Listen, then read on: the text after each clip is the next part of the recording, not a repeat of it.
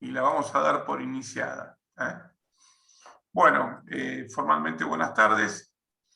Vamos a estar viendo en el día de hoy la clase referida a las emisiones gaseosas o humos de chimenea, que están regulados a nivel nacional, pero nosotros nos vamos a centrar un poquito en la regulación provincial, ¿sí? Que yo hoy les voy a mandar también el decreto 3395 que regula en la provincia de Buenos Aires este tipo de emisiones. En principio, podría hablarles un poco de las fuentes, habiendo fuentes móviles y fuentes fijas. Nosotros nos vamos a centrar en las fuentes fijas. Las fuentes móviles son, como ustedes saben, los vehículos, los camiones, los vehículos en general, que tienen un régimen particular de fiscalización. Nosotros nos vamos a quedar parados más que nada en lo que tiene que ver con las fuentes fijas, o sea, las chimeneas. Para esto tenemos que definir claramente primero cuál es la definición de gaseoso, de efluente gaseoso. Bueno, dice acá es una sustancia en estado aireforme, es decir, es aire con partículas, ¿sí? Sean gases, aerosoles, líquidos y sólidos, material sedimentable, humos negros, químicos, nieblas y olores, ¿sí? Que constituyen sistemas homogéneos o heterogéneos y que tengan como cuerpo receptor la atmósfera. Bueno, vamos a desmenuzar un poquito la definición. Estado aireforme, estamos hablando una masa de aire con ciertas características. Los aerosoles tienen una característica. Ustedes piensen que esto es como una solución. Bueno, no vieron el concepto en química, pero es dos fases, o sea, dos partes que lo constituyen, uno de los cuales es aire caliente y la otra, en menor medida, un material particulado que presenta diversas características. Cuando se trata de el tamaño, varían de acuerdo al tamaño de la partícula. Cuando las partículas son más chiquitas, hablamos de aerosoles. Cuando hablamos de material sedimentable, hablamos, por ejemplo, cuando uno quema madera, en realidad lo que está haciendo es pasar un sólido a la fase gaseosa. Y esa fase gaseosa que contiene restos, el humo, son restos sólidos de la parte que se está quemando. Es decir, si yo pudiese contener en un recipiente todos los humos provenientes de la quema de un trozo de madera y le aplicaría un método que se llama sublimación, yo tendría que volver a tener un tronco. Bueno, eso no tiene sentido y solamente para ejemplo.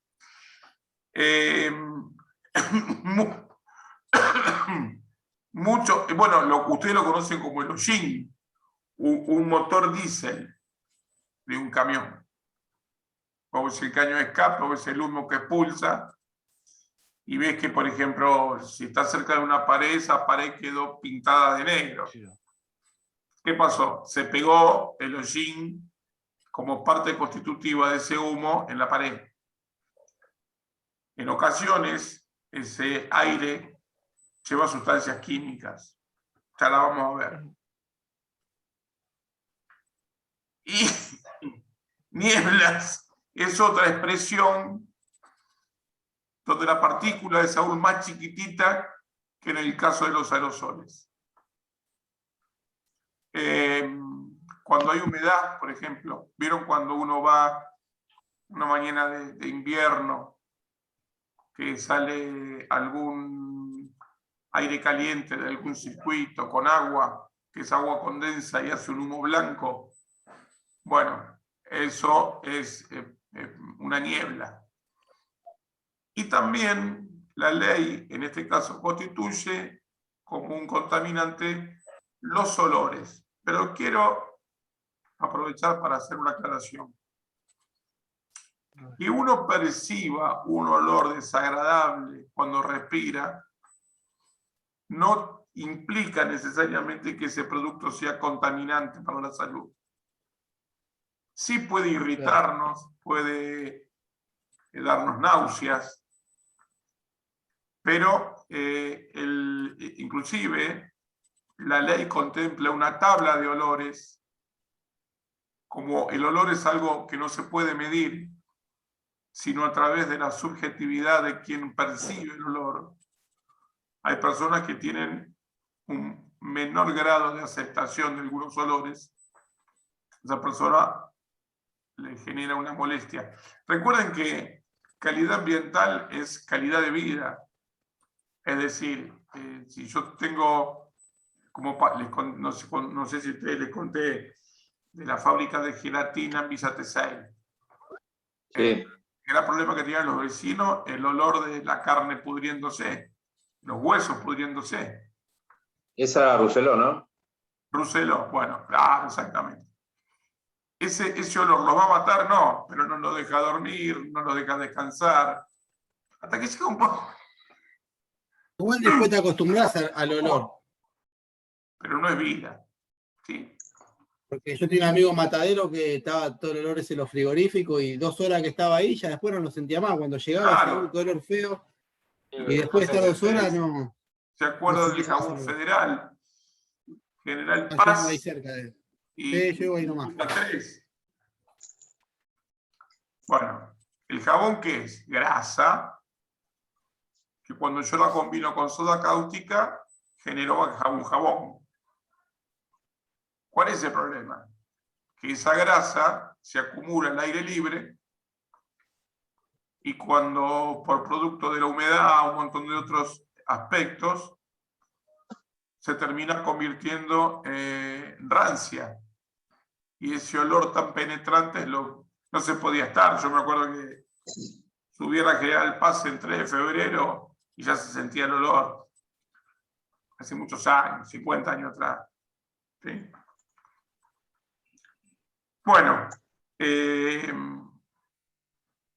dónde provienen estos humos? En general, provienen de algún proceso industrial que requiere alguna etapa caliente.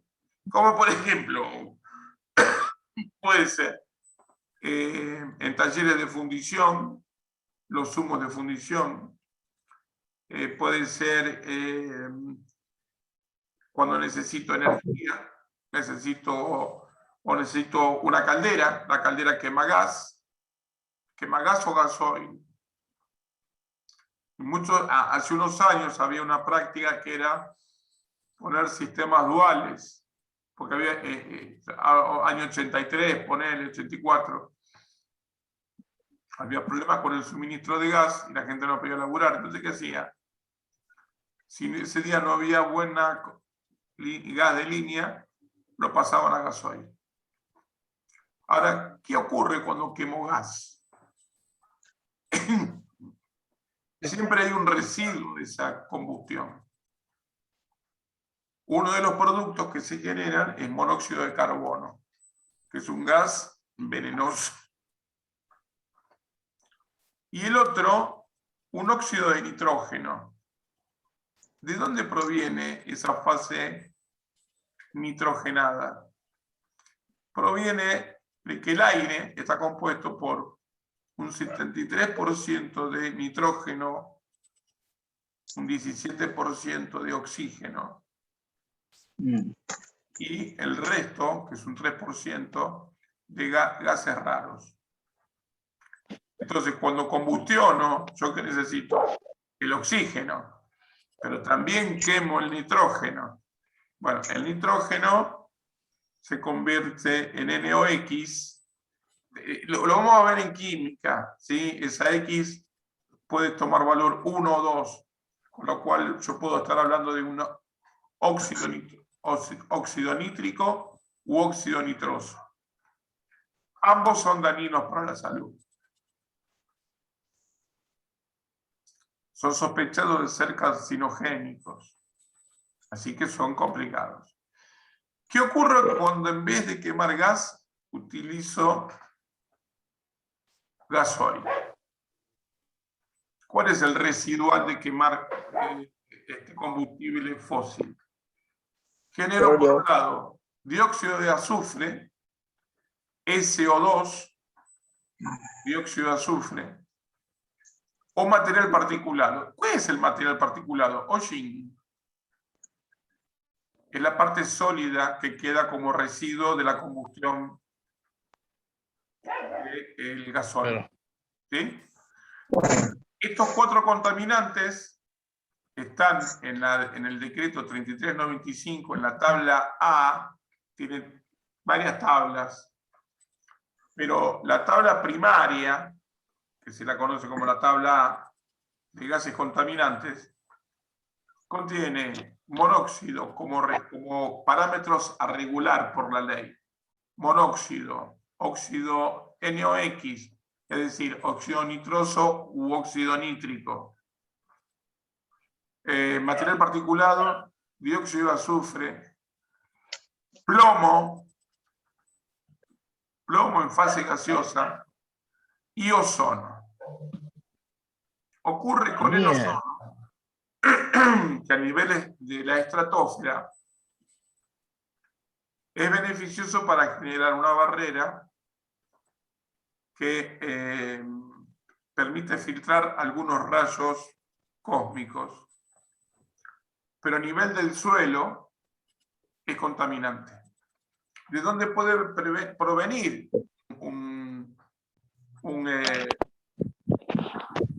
una emisión de ozono? Cuando se trabaja con tintas ultravioleta. Cuando ustedes quieren, por ejemplo, imprimir algo con UV y lo tienen que secar con unas lámparas, en el secado se emite ozono. Si ustedes van a ver seguramente las tablas, van a ver que tiene valores de concentración máxima admisibles de emisión, o sea, cuánto me permite la ley emitir, pero lo va a tener para 1 hora, 8 horas, un mes, o sea, 30 días.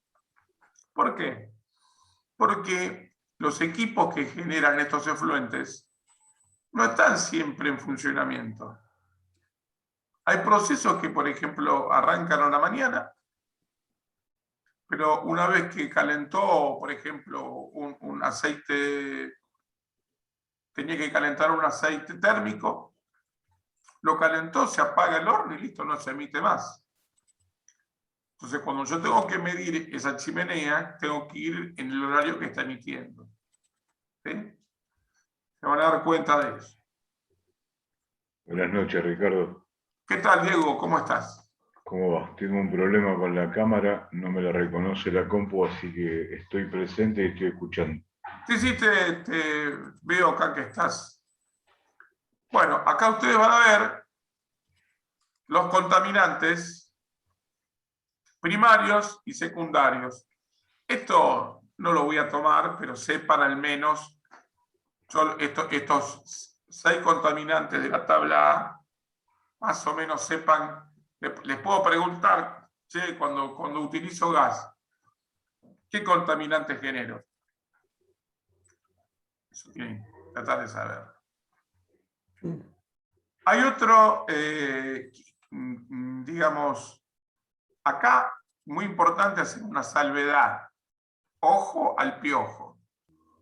Estamos hablando de emisiones ambientales.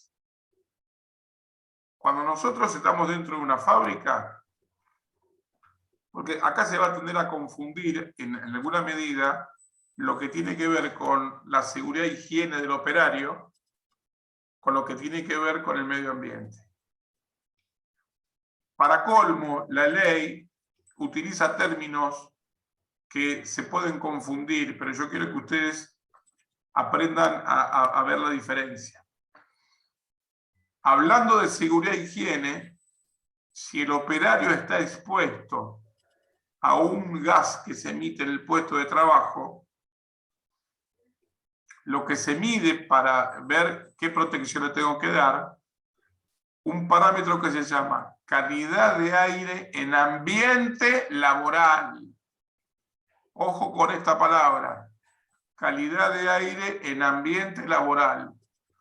Para lo cual, para hacer esa medición, al operario se le aplica durante un periodo determinado agarrado del cinturón, una bomba, después que ese... Disculpen, se cortó, dijo calidad de aire, ambiente laboral. Gracias. Ese aparatito que es ni más ni menos que una bomba que extrae muestras del aire cada 10 minutos a través de un canito que sube, se lo prende con un broche a la altura del cuello, ¿sí?, de la camisa, y está en la zona donde él está respirando. ¿Sí? Bueno, eso es una medición de seguridad e higiene. Calidad de aire en ambiente laboral. Ahora nosotros estamos viendo emisiones ambientales, es decir, emisiones que salen por la chimenea de fábrica y afectan al entorno de la fábrica. No me fijo lo que ocurre con el operario, me fijo qué pasa con el vecino. ¿Sí? Tengan en cuenta ustedes que las emisiones gaseosas, como vamos a ver a continuación, están sujetas a una serie de condiciones o parámetros del clima que hacen que su evolución en el espacio difiera en ciertas condiciones. De tal manera que, en ocasiones, sale la chimenea, puede hacer unos 20 metros y cae al suelo. En ocasiones, sube 50, 60 metros a la salida de la chimenea y luego toma contacto con el suelo a 5 kilómetros. ¿Por qué es importante poder establecer eso? Esperen que me voy a acomodar un poco porque me estoy cayendo. A ver. Y sería gracioso ver al profesor ahora y ahora no verlo. Pero bueno. Ay, te iba a llamar y me olvidé. Quedó la dejó en argentino. Alexi Paravecino, hoy. Mañana se la trae. Quedó guardada en argentino. Sí. Con permiso de Ezequiel.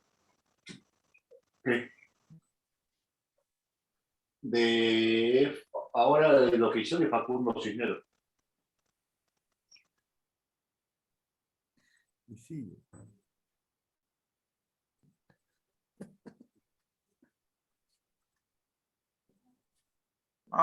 Bueno. Entonces le decía... Bueno. Entonces le decía que hay dos cosas que tenemos que tener en cuenta. El punto de emisión, que se considera la boca de la chimenea, la corona de la chimenea. ¿Sí? Punto de emisión. Después hay otro punto importante,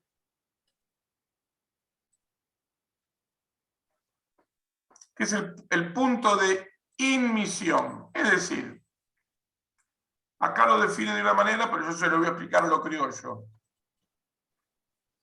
Luego que esa pluma de contaminación salió de la chimenea, va a evolucionar en el medio, ¿sí?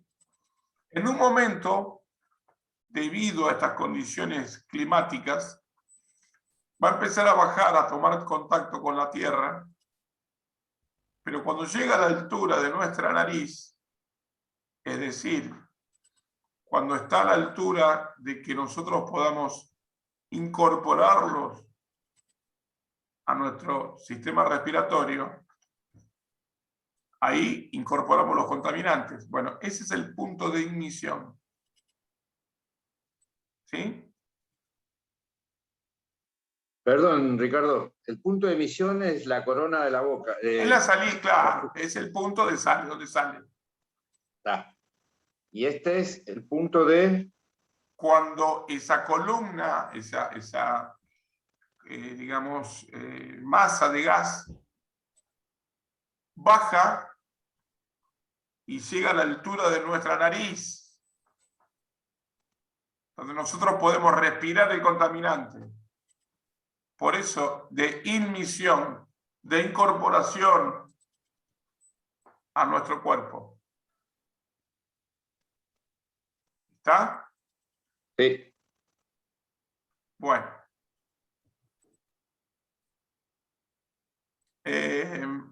Quiero que ustedes tengan en cuenta, a ver, voy a tratar de, bueno, ahí está.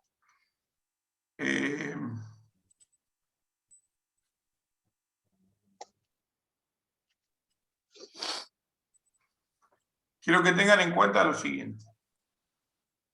Existen más contaminantes. Ahora lo vamos a ver. Ustedes seguramente en la calle han visto más de una chimenea. Sí. Y han visto algunas de ladrillos, muy lindas. Las de AISA. Por ejemplo, son obras de arte. Ladrillo vista, unas coronas bárbaras. Por lo general son muy altas. En un momento el criterio de diseño de chimenea era llevarlo lo más alto que puedas, que una vez que está allá arriba se dispersa y ya está. Bueno, después se dieron cuenta que no era así. El decreto 3395 tiene una reserva que dice que la altura de la chimenea debe superar la altura del edificio más alto a 100 metros a la redonda de la chimenea. ¿Sí? Es decir, yo me paro acá, voy a poner una chimenea acá, hago una observación. Si tengo dentro de los 100 metros un edificio de 4 pisos, bueno, la salida tiene que estar por encima de eso. ¿Cuáles son los otros contaminantes de los cuales no hablamos? ¿Sí? Hay uno que es bastante complicado, que son los VOX, o traducido, vapores orgánicos compuestos. Dentro de esos VOX está el benceno, el tolueno y el sileno. Todos ellos, amigos míos, sospechados seriamente de ser cancerígenos. Sí. Generalmente son emitidos por destilerías o plantas químicas.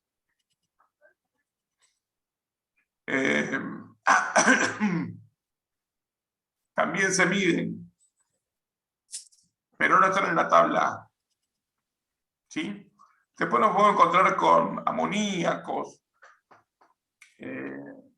cloruro de hidrógeno, dependiendo siempre del proceso. Otro contaminante muy jodido, perdón, muy peligroso, son las dioxinas. Cada vez que yo quemo algo que contiene cloro, ¿sí?, genero un gas un componente que se llama dioxina. Bueno, las dioxinas también son cancerígenas. ¿Sí? ¿Cómo venimos hasta acá? Bien, bien. El refrigerante de los transformadores, ¿no? Era muy cancerígeno el No, PCB, esos son... después lo cambiaron. Claro. A ver, quiero desmitificar eso. Eso fue una movida vergonzosa. Yo conocí a los padres de Nahuel. El padre de Nahuel trabajaba en OPDS. Yo presidía una ONG. La madre, Mabel, venía a las reuniones. Crearon, el chiquito falleció lamentablemente. Yo por una leucemia. Le hicieron, a ver, estamos hablando de una sustancia química. No te estoy, si vos quemás PCB generas dioxina, seguro. Pero la mamá planteaba que el chiquito jugando a la pelota se había manchado las zapatillas con PCB que caía de un transformador. Bueno, la forma de incorporarlo sería a través de la piel. No está comprobado eso. Ahora, lo que no te decían, que en el barrio pasaba una línea de media tensión. Cuando vos haces circular por un conducto una corriente eléctrica, se genera un campo electromagnético parecido al de un imán. Cuando un organismo vivo queda expuesto dentro del campo electromagnético, es muy posible que sufra un deterioro del sistema inmune, ¿sí? A partir del cual se puede manifestar cualquier enfermedad. Bueno. Y eso cuando vos vas con un tubo fluorescente abajo de una torre de alta tensión. Bueno, sí, bueno, como que exactamente eso por el efecto del campo electromagnético. Pero vamos al caso de contaminación. Existe una tecnología, una metodología que es estudios de ecotoxicología multicausal, donde vos haces una evaluación de todos los factores concurrentes. Se hacen estudios en grupos expuestos y en grupos no expuestos. Y si bien el PCB es un producto riesgoso,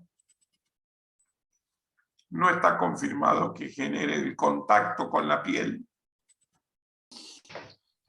una enfermedad de ese tipo.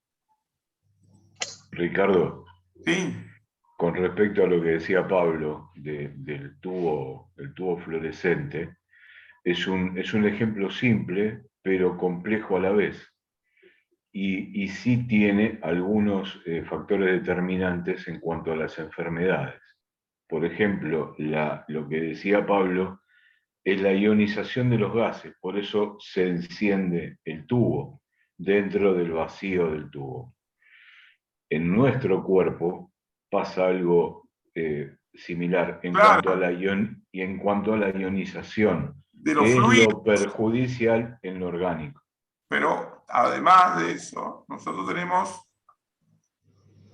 dentro de la sangre una serie de elementos que cada vez que un cuerpo extraño invade nuestro organismo, se encarga de generar una defensa. Cuando por este problema de ionización que habla Diego, ese sistema se ve deprimido, se instala los distintos tipos de enfermedades. Bueno, muchachos, se va a cortar y antes que se corte, quiero iniciar esto. Gracias, Diego. ¿Cuáles son los factores atmosféricos que son responsables de la evolución de los gases? La humedad. Presión, viento, humedad. Bien. También, a ver, podemos avanzar acá un poquito. Den un segundito, por favor. Tenemos compañerito nuevo. ¿Qué haces, Joaco? ¿Cómo anda, Diego? ¿Todo bien? Bueno, piensen ustedes, muchachos, que cuando un gas sale de una chimenea, sale a una temperatura que puede oscilar 100, 200, 300 grados. Esa temperatura hace que este fluido sea menos denso y tienda a evolucionar de manera, al ser más liviano, cuando sale, queda a expensa de los vientos. ¿Sí? ¿Ven el esquemita este? Sí. Bueno. Acá tenemos una referencia espacial entre estos tres ejes y una chimenea emitiendo. Bueno. Un factor es la temperatura de los gases de salida. Otro factor determinante es la temperatura ambiente externa que hay. Imaginen por un momento, salgo a 300 grados, estoy en invierno, a esa altura ahí puede estar haciendo 5 grados bajo cero. ¿Qué ocurre cuando algo caliente se choca con una masa fría? Condensa. Pierde energía Tiene cinética. Esta es densidad. Al perder esa energía cinética que tenía, no se produce esta evolución de la pluma, sino que esto se achata al piso.